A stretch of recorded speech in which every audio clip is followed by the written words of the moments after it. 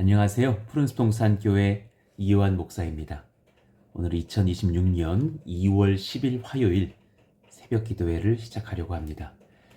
오늘은 마가복음 4장의 말씀이고 또 어제에 이어서 가정에 대한 말씀들로 옥토 가정을 세우는 비결 경청이라는 제목으로 말씀을 전하려고 합니다.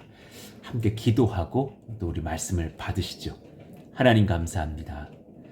귀한 새벽을 열어주시니 고마워요. 하나님의 능력과 은혜가 우리 가운데에 풍성히 임하는 이 아침이 되기를 원합니다. 우리 스스로의 힘으로 이 땅에서의 삶을 다 감당할 수 없음을 압니다. 작은 몇 명 모여 있는 우리의 가정도 하나님의 은혜가 지극히 필요한 것임을 고백합니다. 임하셔서 말씀하시고 필요한 모든 신령한 은혜들로 채우시고 지도하시는 이 귀한 아침 되게 하여 주세요. 예수님 이름으로 감사하며 기도합니다. 아멘. 자, 오늘 마가복음 4장 13절에서 25절까지의 말씀을 받겠습니다. 마가복음 4장 13절에서 25절의 말씀, 그 중에서 18절부터 25절까지의 말씀을 받을게요. 일부만 읽겠습니다. 또 어떤 이는 가시떨기에 뿌려진 자니 이들은 말씀을 듣기는 하되 세상의 염려와 재물의 유혹과 기타 욕심이 들어와 말씀을 막아 결실하지 못하게 되는 자요. 좋은 땅에 뿌려졌다는 것은 곧 말씀을 듣고 받아 30배나 60배나 100배의 결실을 하는 자니라. 또 그들에게 이르시되 사람이 등불을 가져오는 것은 말 아래에나 평상 아래에 두려함이냐 등경 위에 두려함이 아니냐. 드러내려 하지 않고는 숨긴 것이 없고 나타내려 하지 않고는 감추인 것이 없느니라. 들을 귀 있는 자는 들으라. 또 이르시되 너희가 무엇을 듣는가 스스로 삼가라. 너희의 헤아리는 그 헤아림으로 너희가 헤아림을 받을 것이며 더 받으리니 있는 자는 받을 것이요 없는 자는 그 있는 것까지도 빼앗기리라. 아멘. 자, 오늘 옥토 가정을 세우는 비결 경청이라는 제목으로 말씀을 나눕니다. 현대 가정의 비극이 있다면 또 현대 교회의 비극이 있다면 그건 서로의 말을 듣지 않는 경청 없음이 아닌가 생각이 들어요. 오히려 반대로 자기의 이야기를 쏘아붙이기 일쑤이고 그 말들로 자기는 속이 후련해져서 잘 전달했다라고 여길지도 모르겠습니다. 여러분 오늘 말씀을 받을 때 내 마음이 어떠한 상태인지를 돌아보면서 말씀 받으시기를 바라요. 오늘 본문의 예를 들어 봅시다. 경청을 알려주시면서 23절에도 들을 귀 있는 자는 들으라 그러셨어요. 여러분 들을 귀 있는 자는 들으라라는 말씀이 뭐예요? 들을 수 없으면 듣지 않아도 좋다라는 말씀이에요. 예전에 제가 목회하는 중에 어느 성도가 찾아와서 자신은 이 말이 좀 불쾌하다고 말씀하신 적이 있는 거예요.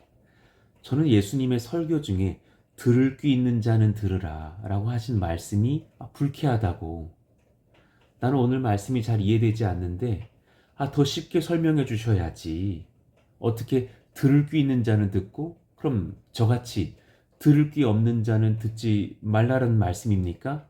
하는 억울한 마음이 내게 있다고 말씀하시는 거예요.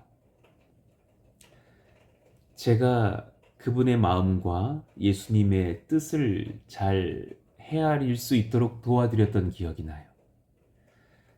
지금 예수님의 말씀이 들을 귀 있는 자는 들으라는 말씀이 들을 수 있는 50%는 듣고 들을 수 없는 50%는 못 들어도 상관없다라는 말씀이냐고. 아니잖아요. 들을 귀 있는 자가 모두가 되어서 이 말씀을 듣는 모든 나의 백성들, 하나님 나라의 자녀들이 다 주님 안에서 성숙했으면 좋겠다라는 간절한 표현이시죠. 그런데 그분이 그렇게 안이 꼽게 들린 이유가 뭐냐고요. 그분의 문제지 예수님의 말씀의 문제가 아니라라는 지금 말씀을 드리는 거예요. 자, 봅시다. 모든 가정의 소통에서 사실은 어쩌면 말하는 사람, 듣는 사람, 우리 모두가 경청의 언어를 가지려면 경청할 수 있는 평안한 마음 상태가 필요해요. 은혜의 마음 상태가 필요하다고요.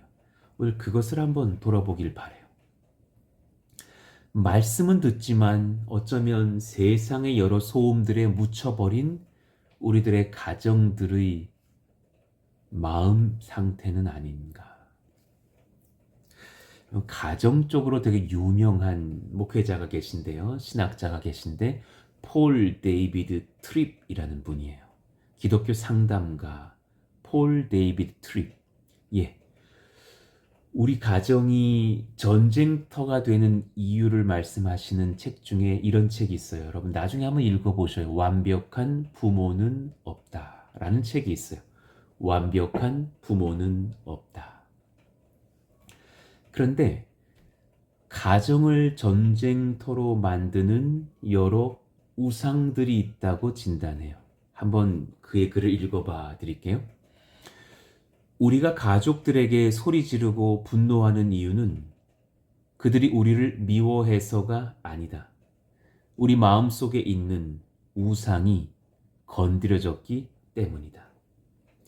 편안함의 우상, 통제의 우상, 인정받고 싶은 욕심 등이 가시가 되어 우리 마음을 지배할 때 가족은 사랑의 대상이 아니라 어쩌면 내 욕망을 방해하는 장애물이 된다. 되게 현실적인 얘기고 어쩌면 섬뜩한 얘기인데 어느 지점 인정할 수밖에 없는 고백이기도 합니다. 우리 마음속에 있는 우상을 건들 때 확 그를 향해서 화가 치미는 경우가 있다라는 거예요. 내가 그를 미워하는 건 아니잖아요. 여러분이 여러분의 아이 미워하지 않잖아요. 쟨 너무 미워 그거 아니잖아요. 사실 너무 사랑하죠. 그런데 통제의 우상, 편안함의 우상, 인정받고 싶은 우상, 내 계획이라는 우상의 방해가 될 때 내 욕망을 방해하는 장애물처럼 그가 여겨질 수도 있는 것을 봐요. 교회에서는 어쩌면 지금 이 말씀도 아멘 하면서 말씀을 듣지만 말이죠. 세상에 출근하려고 이제 현관문을 여는 순간부터 또 재물의 유혹이 들어오고 인정 욕구가 들어오고 가정에서 가계부를 들여다볼 때 세상의 염려, 자녀들의 성적표를 볼 때 나의 노후 생활을 생각할 때 이런저런 염려의 가시들이 나를 막 찌르는 것을 봐요. 자, 어떻게 우리는 이를 분별해야 될까 한번 살펴봅시다.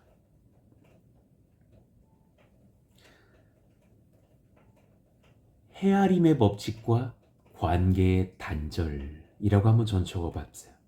헤아림의 법칙과 관계의 단절. 무슨 말이냐?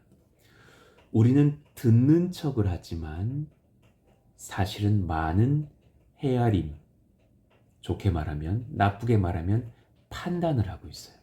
우리는 누군가의 이야기를 듣는 척 하지만 그 사람을 판단하고 판단하며 듣고 있을 수 있어요. 되게 무서운 거예요. 돌아보셔야 돼요. 귀가 막힌 가정의 특징, 귀가 막힌 성도들의 관계의 특징, 귀가 막힌 교회의 특징이 뭐냐면 판단의 눈으로 상대방의 말을 듣고 있어요. 그러면 그렇게 들려요. 저 사람이 나를 무시해 하면서 그 사람 대화를 들으면 그렇게 해석됩니다. 무서운 얘기예요. 저 아이는 지금 자기 멋대로 하고 있고 내 말을 듣고 있지 않아 하면서 그의 말을 들으면 그렇게 들려요. 무서운 거예요. 우리가 가족을 대할 때 사랑의 귀가 아니라 심판의 귀, 이미 내가 정해놓은 어떤 잣대의 귀로 듣고 있지는 않은가. 어제 언급했던 다시금 그 아직도 가야 할 길의 스캇벳 박사의 글을 한번 읽어봐 드리려고 해요. 경청에 관한 부분이에요. 잘 들어보십시오. 경청은 자신을 내려놓는 사랑의 행위입니다.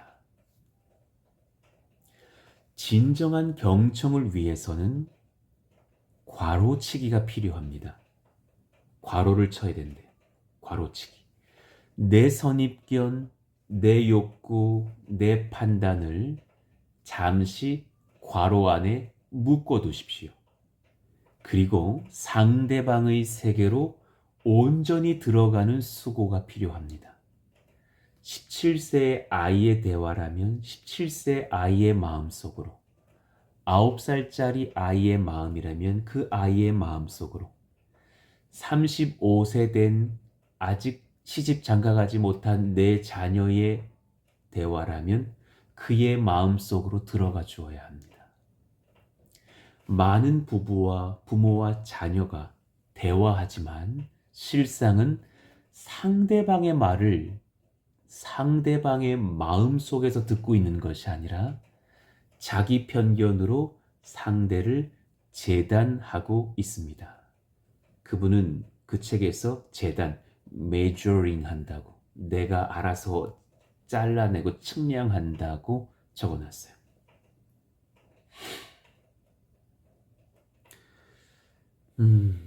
적용해봐요.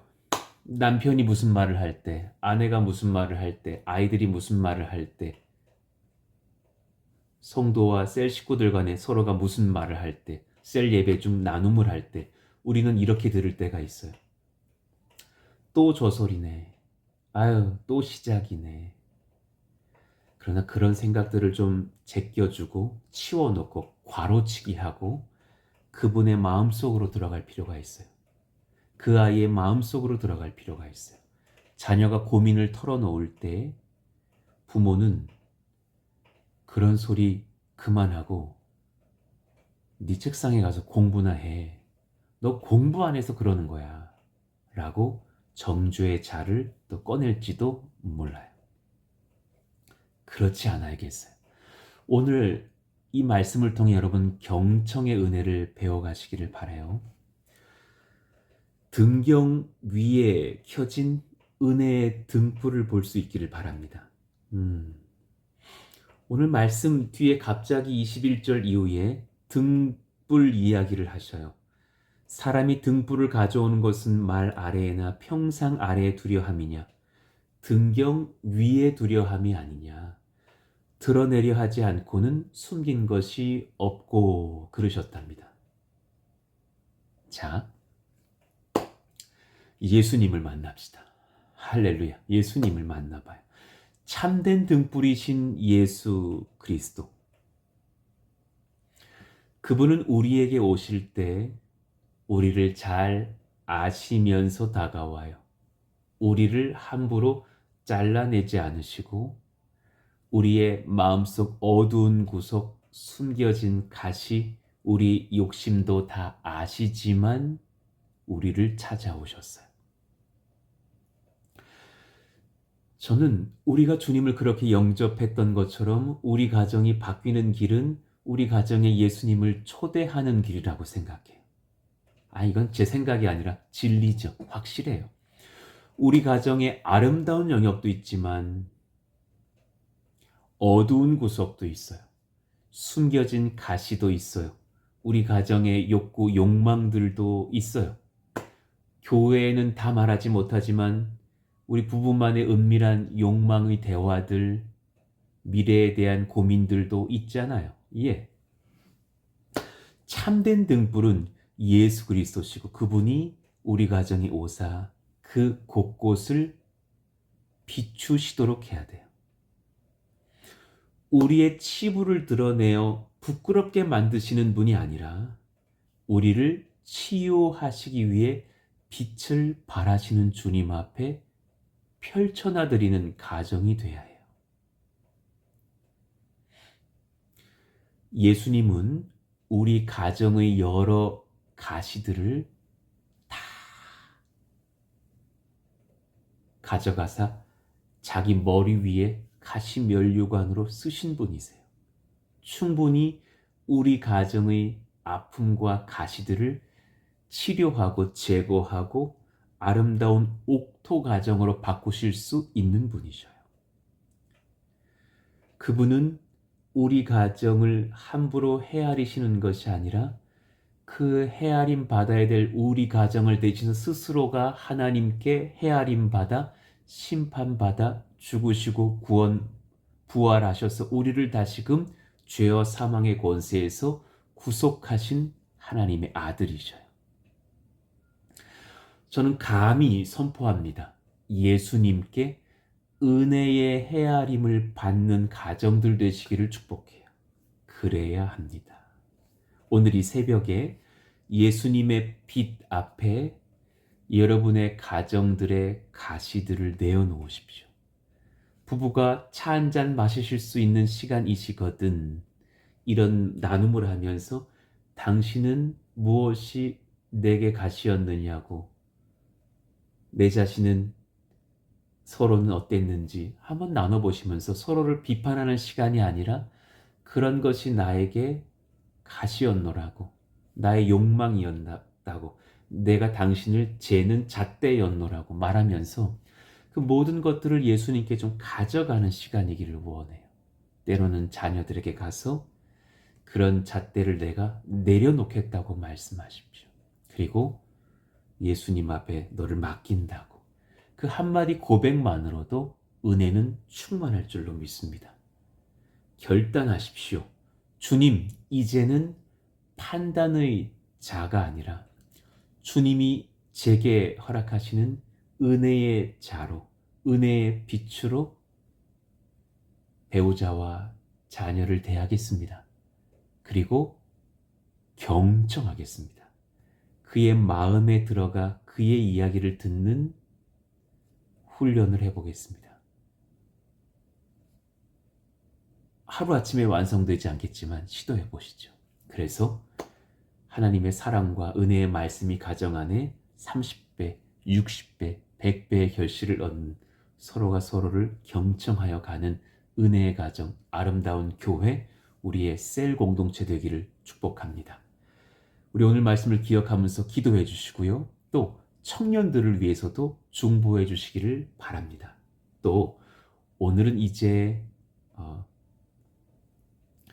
선교팀은 필리핀 민다나오 땅에서 다바오 지역으로 이동하여서 거기서 신학교와 여러 선교사님들과 현지 준비되어지고 있는 그런 필리핀의 신학생들을 만나게 됩니다.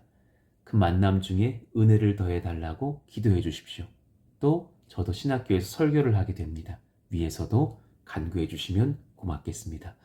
일전에 전했던 욥기의 말씀 있죠. 그것을 필리핀 신학생들에게 전하려고 합니다. 하나님께서 은혜 더하여 달라고 기도해 주십시오. 오늘 말씀 붙들고 주여 부르시고 기도합니다. 주여! 하나님 감사합니다. 이런 신령한 은혜가 우리 가정이 부어지기를 원합니다. 주님, 우리들이 사실 경청하지 못했음을 회개합니다. 나의 기준으로 그의 말을 들었고 나의 그에 대한 평가로 그의 말을 들었습니다. 용서하여 주십시오.